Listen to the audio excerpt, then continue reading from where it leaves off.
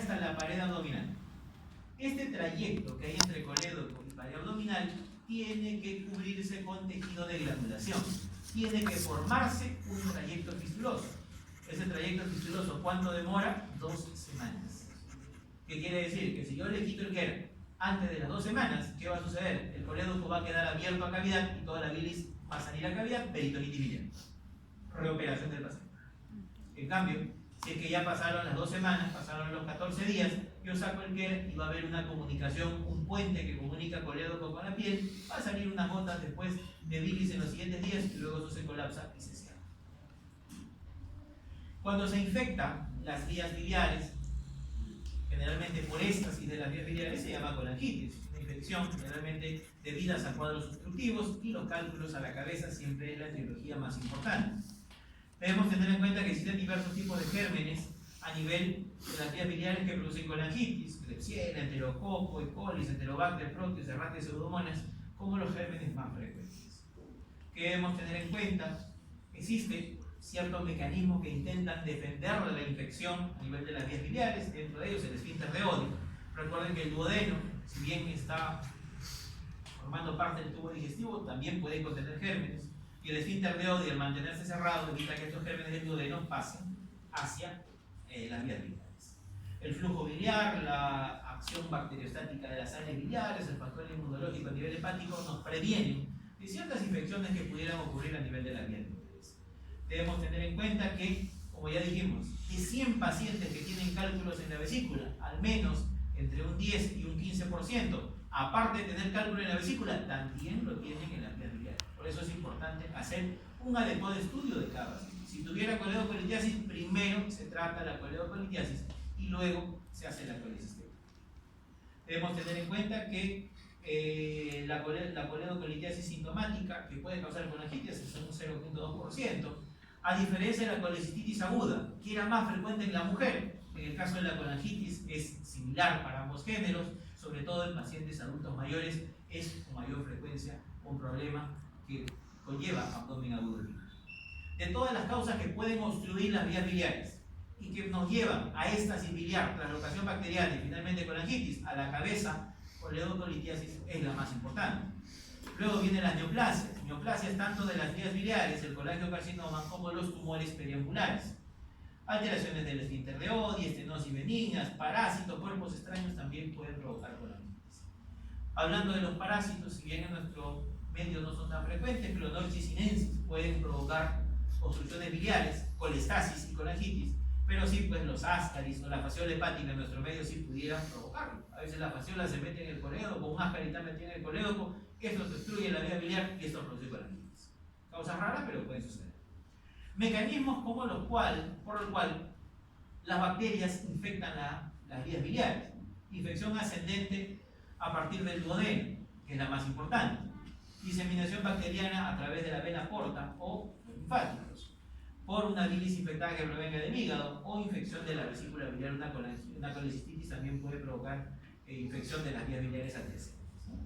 Distintos tipos de colangitis pueden existir: colangitis aguda, secundaria a colecistitis, colangitis supurativa, no supurativa aguda, colangitis supurativa aguda obstructiva, colangitis supurativa aguda acompañada de un absceso hepático, colangitis supurativa aguda, diferentes formas de clasificar clínicamente a los diferentes tipos de colangitis. Tenemos su descripción, ¿no? Cada una de ellas. Clínicamente, o clásicamente por decir así, se decía porque la colangitis tenía la triada de Charcot, ¿no? Fiebre, dolor y tesis. Si a esto le asociábamos trastorno de sensorio e hipotensión, esto se llamaba pentada de Reynolds, lo cual sugiere una colangitis severa. ¿Por qué? Porque al igual que en la colecistitis, cuando hay disfunción orgánica, cuando hay trastornos hemodinámicos, ya estamos hablando de grados severos de la evolución. Tal y como lo habíamos mencionado para la colecistitis, acá también hay criterios diagnósticos. ¿Cuáles son los criterios diagnósticos para colangitis? Primero, signo de inflamación sistémica, signos de colestasis y estudio de imágenes positivas. Signo de inflamación sistémica, fiebre, escalofríos o un PCR elevado, leucocitosis en el hemograma. Signo de colestasis, clínicamente que mi paciente esté ictérico o que tenga perfil hepático alterado, bilirrubina o patasa GGT alterada. Estudios de imágenes, mínimo una ecografía que me diga obstrucción de vías biliares o que me diga dilatación de vías biliares, o que tenga algún otro estudio de tomografía, resonancia que me indique esta es la causa de la obstrucción biliar y responsable de toda la colestasis y de la infección de la heces. 2 de 3, diagnóstico de sospecha. 3 de 3, diagnóstico confirmado. Aquí están las características o los rangos, ¿no? Fiebre, PCR elevado, leucocitosis, rangos de bilirrubina, sobre todo predomina directa, y también las alteraciones a nivel de las enzimas hepáticas. Al igual que como existía en la colecistitis, 3 grados, leve, moderada, severa, la colangitis también tiene 3 grados. Colangitis severa o grado 3, siempre disfunción orgánica. Colangitis moderada, ¿qué cosa va a tener? Leucocitosis y leucopenia, signos de sepsis. Fiebre, más de 39.5. Paciente geriátrico, más de 75 años. Hiperbilirrubinemia e hipolipidemia. Criterios diagnósticos de colangitis moderada. Y también está la leve, que es aquella que no tiene criterios ni de moderada ni de severa. ¿Por qué es importante recordar y saber esos grados? Porque en base a ello yo puedo definir la conducta y más que definir el procedimiento en sí, puedo definir el momento que debe ser realizado ese procedimiento. ¿Qué debo tener en cuenta? Todo paciente con colangitis se hospitaliza. Hidratación endovenosa, antibióticos, analgésicos, protector de mucosa gástrica, le doy a todos los grados, leve, moderada, severa. El paso siguiente, ¿en qué consiste? Descompresión de la vía biliar.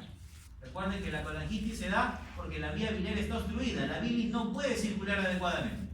Por eso, aparte de los antibióticos, mi enfoque debe ir a descomprimir la vía biliar.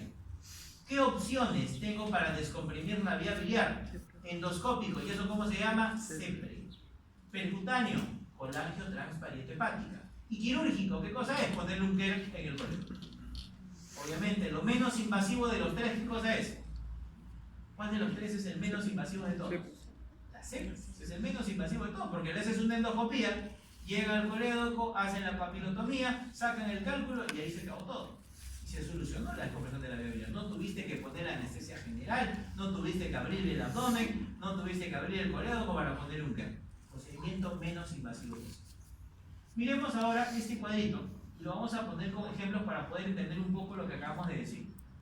Bueno, ya dijimos, paciente hospitalizado, antibióticos por vía endovenosa, analgésicos, protector de mucosa gástrica, y la descompresión de vía biliar debe ser hecha en un momento específico. Miren, colangitis leve, paciente joven, paciente con leucocitosis, tiene la TEA de Charcot, tiene dolor ictericia, obstrucción por cálculos, que le voy a iniciar antibiótico-terapia, y en la mayoría de los casos el paciente evoluciona muy bien en las siguientes 24 a 48 horas.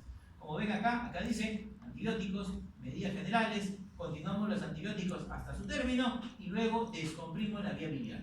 Ponemos el primer ejemplo. Paciente llega a la emergencia. Paciente de 60 años, cálculos en la vesícula, cálculos en el colédoco, nos viene con fiebre, dolor y ictericia, 15.000 leucocitos. Tú dices colangitis. Haces la valoración, colangitis leve. Le das antibióticos y para la noche del día viernes el paciente está muy bien. Controlada la infección. Tú dices, este paciente tiene colangitis, estamos controlando la infección con antibióticos, pero este paciente, para poder asegurarnos una buena evolución, hay que descomprimirle la vía biliar. Hay que hacerle CEPRE. ¿Cuándo le hacemos CEPRE? Como este paciente está yendo bien, vamos a hacerle la CEPRE de manera programada electiva el lunes a primera hora. ¿Por qué nos da tiempo? Es un paciente estable, está respondiendo bien a los antibióticos y no hay mucho apuro. Pasamos a la moderada.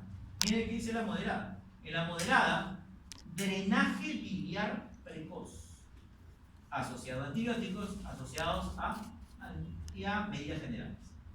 Paciente llega a la emergencia viernes 8 de la mañana, pero ahora me llega pues con 20.000 leucocitos. Paciente de 70 a 75 años. Entonces, esta es una colangitis moderada. Le damos antibióticos, el paciente mejora, pero no mejora tan bien como hubiera sido una leve. Tú dices, este paciente tiene una colangitis moderada, estamos viernes, si no le hacemos la CEPRE en las siguientes 24 horas, ¿qué puede suceder? El sábado se me descompensa, el domingo se me descompensa, mucho peor, no hay gastroenterólogo fin de semana, ¿y qué va a suceder? Va a perder su oportunidad de descomprimir la vía biliar de la manera menos invasiva posible. Entonces mi paciente llegó el viernes, lo manejé el viernes, hablo con el gastroenterólogo y le digo, ¿sabes qué? Hazle CEPRE sábado a las 8 de la mañana. cambió, ya es siguientes 24 horas. Colangitis severa. Nuevamente, viernes 8 de la mañana llega un abuelito de 75 años con trastorno de sensorio, hipotenso, taquicárdico, no orina y está desaturando. Colangitis severa. Inicias intubación, proteges vía aérea, inicias sinotrópicos, comienzas a poner antibióticos de amplio espectro, tú dices, este paciente tiene una colangitis severa. Si no le hacemos el drenaje de la vía biliar de forma urgente, este paciente se te muere. El paciente llegó 8 de la mañana, en el transcurso de la mañana habla con el gastroenterólogo, al mediodía, 2 de la tarde, este paciente ya le están haciendo sepsis. Como ven, drenaje biliar urgente, debo hacerlo en las horas siguientes. Drenaje biliar precoz va a ser en las siguientes 24 horas. Y drenaje biliar o descompresión de la vía biliar para una colangitis leve me puedo tomar 2 a 3 días, porque mi paciente me lo permite. ¿Qué es lo que es común en los tres casos? Si yo voy a resolver una obstrucción biliar, debo empezar por el procedimiento menos invasivo posible, así sea severa. Es decir, empiezo con CEPRE, siempre y cuando el paciente lo tolere y haya la disponibilidad. ¿Qué pasa si la CEPRE no logra descomprimir la vía biliar? No logra sacar el cálculo y no logra desobstruirlo. Ahí recién pasamos a un escalón más y ahí está la siguiente. Pero ya es el último recurso. Siempre debemos empezar de esa manera.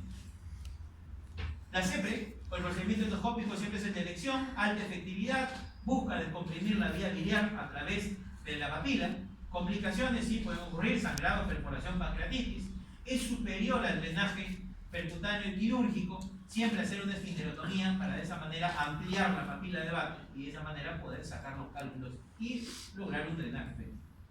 Drenaje biliar transvariante hepático, también una efectividad alta, una morbilidad mucho mayor, una mortalidad mucho mayor que la endoscopía.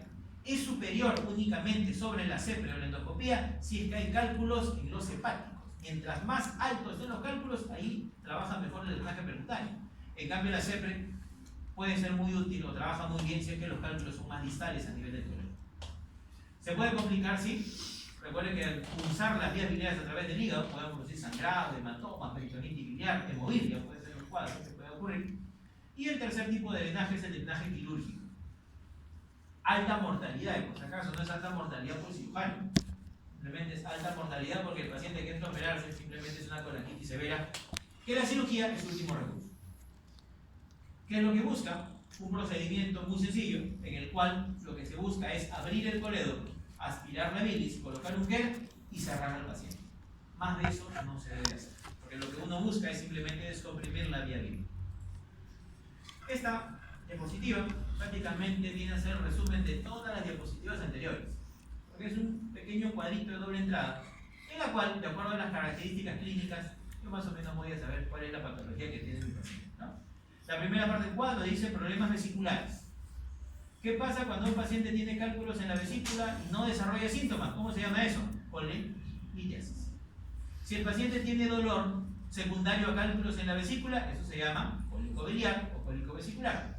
Pero si el paciente tiene dolor y clínica de infección, ¿eso cómo se llama? Colecistitis. Cálculos en la vía biliar, oleocolitiasis. Si son asintomáticos, la mayor parte de coledocolitiasis son asintomáticas. Algunas desarrollan cólico biliar, pero ¿qué pasa si el paciente tiene dolor y tiene signos de infección secundario a cálculos en la vía biliar? ¿Cómo se llama eso? Eso se llama colangitis. Lo que acabamos de ver en todas las diapositivas anteriores. Ya para culminar, vamos viendo algunas patologías más específicas. Tenemos que ver cáncer de las vías biliares, dilatación quística de las vías biliares y el colangiocarcinoma, que son también parte de los temas del día para hoy. El cáncer de la vesícula biliar es más frecuente en el género femenino. Factores de riesgo importantes, cálculo. ¿Qué quiere decir un paciente que tenga cálculos por mucho tiempo? Y estamos hablando de años de colelitiasis, y esta no es operada, no es tratada. Esto puede conllevar a fibrosis, que se forme una vesícula esclerotrófica, y esto a su vez puede condicionar a cálculos en la vesícula. Una inflamación crónica de la pared vesicular calcifica la pared vesicular y esto se llama vesícula en porcelana, también factor de riesgo para cáncer. Pólipos vesiculares. Todo pólipo que está en la vesícula no siempre es malo. ¿Qué debemos tener en cuenta? Los pólipos que están en la vesícula pueden ser de dos tipos: pólipos de colesterol o pólipos adenomatosos. Si me dicen, ¿cuál de los dos es más frecuente? Los pólipos de colesterol. Casi un 80-85% de los cálculos que están en la vesícula son de colesterol. ¿Qué particularidad tienen? Primero, no migran a transformación maligna. Y son pólipos habitualmente muy pequeños, pólipos de 1, 2, 3 milímetros de diámetro. En cambio, los pólipos adenomatosos son pólipos superiores a los 10 milímetros de tamaño. Y son pólipos con alto potencial de transformación maligna. Es decir, si yo veo a un paciente que me viene con una ecografía y dice pólipos de 2 milímetros, probablemente este sea de colesterol. Y yo no le indique cirugía. Simplemente le diría, de acá en 6 meses te hacemos otra ecografía y vemos qué tanto ha cambiado ese pólipo. Si el pólipo sigue igualito, desaparece, es uno del colesterol. Pero si es que en el tiempo comienza a crecer, pasa de 2, pasa a 7 y de ahí a 10, no, este es un adenomatoso, está creciendo y aquí se hay que operarte por riesgo de cáncer. En cambio, si mi paciente viene con una ecografía y dice pólipo vesicular de 11 milímetros, este paciente debe ser operado precozmente, porque ese pólipo, si tiene alta probabilidad de ser un cáncer. De todos los cánceres que existen a nivel del tubo digestivo, en el caso de la vesícula biliar, el adenocarcinoma es el tipo más frecuente de cáncer. Que recuerden, como ya seguro les mencioné en otras patologías neoplásicas, el adenocarcinoma, ¿cuál es su tratamiento de elección? Resección quirúrgica. Es decir, si es resecable, si el paciente tiene un estadio resecable de la enfermedad, sacar la vesícula de manera radical es el tratamiento de elección con intención curativa. La localización más frecuente del cáncer de la vesícula biliar siempre va a ser el fondo. Diferentes clasificaciones TNM van a existir, ¿no? Carcinoma in situ, el T1 que invade la mucosa y muscular, el T2 que invade hasta la subserosa sin penetrable, el T3 que perfora la serosa, el T4 que invade el hígado, y los N y los M sin incluir alguna comunicación. ¿Qué debemos tener en cuenta? Dice, ¿qué sucede si que encontramos un hallazgo incidental en una colecistectomía laparoscópica o abierta? Ese es el clásico paciente de que ingresa, se hospitaliza por aparentemente un cuadro de cálculos en la vesícula, se opera, le sacan la vesícula la envían a patología y el patólogo te devuelve un informe. La vesícula que han operado tiene cáncer. Obviamente en el preoperatorio nadie sospechaba eso. El patólogo lo encuentra como un hallazgo postoperatorio.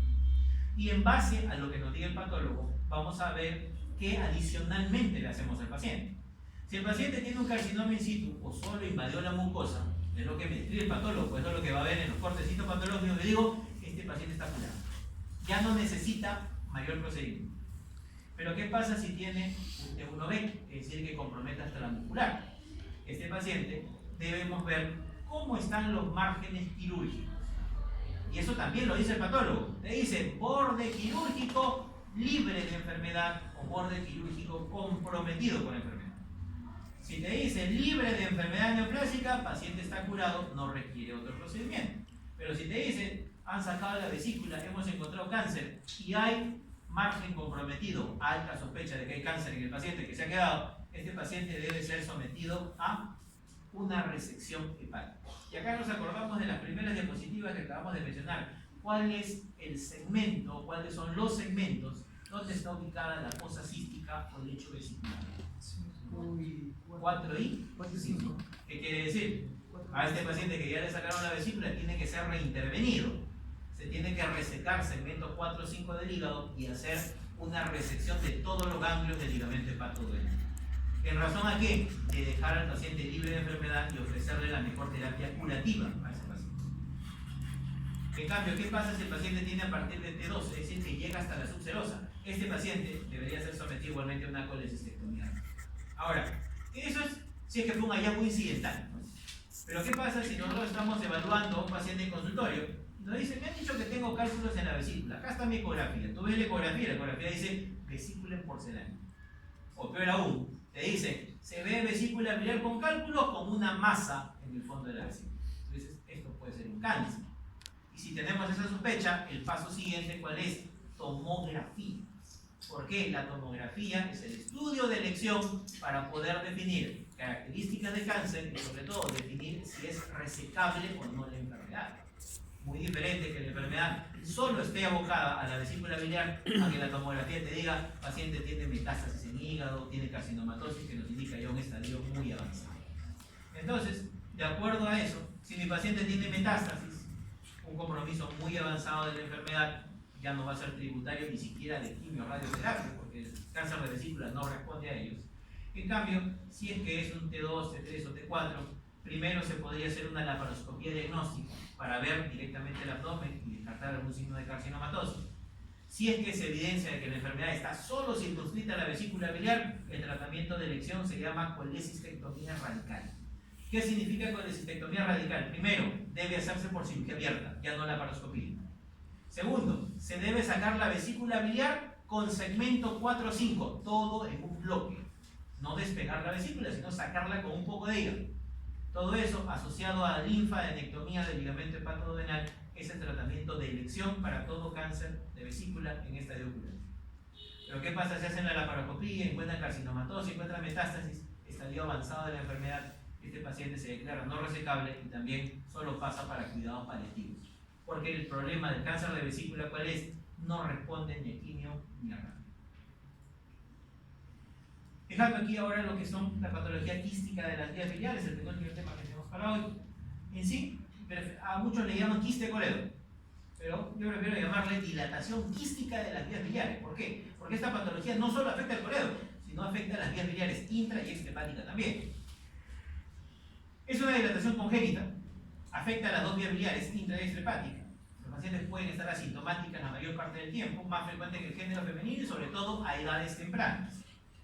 Aquí, para entender un poquito este problema, hay que ver esas dos figuras que vemos en la parte inferior. Primero, la que está en la izquierda, demarca lo normal, ¿no? El coleódoco, que se une con el Wilson, los dos forman la ampolla de Vater, y la ampolla de Vater, todo esto desemboca ¿en dónde? Segunda porción del duodeno. Pregunta, ¿cuánto mide un coleódoco normal? 4 o 5 milímetros. ¿Cuánto mide un Wilson en condiciones normales? 1 milímetro, milímetro y medio, como máximo hasta 2 milímetros. Eso es lo habitual.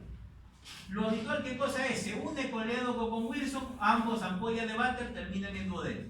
O también puede ser que el coleódoco, al ser más ancho, se vaya directamente al duodeno y el Wilson se le una por un costadito. Hasta ahí no causa problemas. Pero ahora miremos lo que está en el lado derecho. ¿Qué sucede? El Wilson, que mide 1 milímetro, es el que se va directamente al duodeno y el coleódoco es el que se le une por un costado. Este es igualito que el tráfico de Lima. Calle de 4 carriles, intersección común en un solo carril, hora punta. ¿Qué va a suceder? El Wilson no tiene problema, porque su drenaje va directo al duodeno. ¿Quién es el que tiene problemas? La vía biliar, el coleódoco. Al inicio no la siente, ¿por qué? Porque la bilis va bajando gota por gota. Pero acuérdate que el hígado no le interesa que esto haya sido mal formado. El hígado te produce todos los días 800 a 1200. ¿Qué va a suceder? La bilis va a comenzar a acumularse. Y el coleódoco, de pasar a medir 4 a 5 milímetros, pasa a tener 8 a 10 centímetros de diámetro. Y son quistes coleódocos que tienen 300, 400, 500 de bilis retenida ahí. Esto que produce colestasis. Y la colestasis que puede llevar a colangitis en algún momento de su evolución. Y precisamente la colangitis es una de las formas clínicas por la cual estos pacientes pediátricos llegan a las emergencias. Llegan con fiebre, llegan con ictericia, llegan con dolor, llegan con masa en hipocondrio derecho y uno dice, pues esto parece una dilatación quística de la vía biliar, que es el grupo etario en el cual se va a presentar. Existe una clasificación para esta dilatación quística que se llama clasificación de Todaño. 5 tipos. El primero, tipo 1 o fusiforme, que es el más frecuente, es un 80%.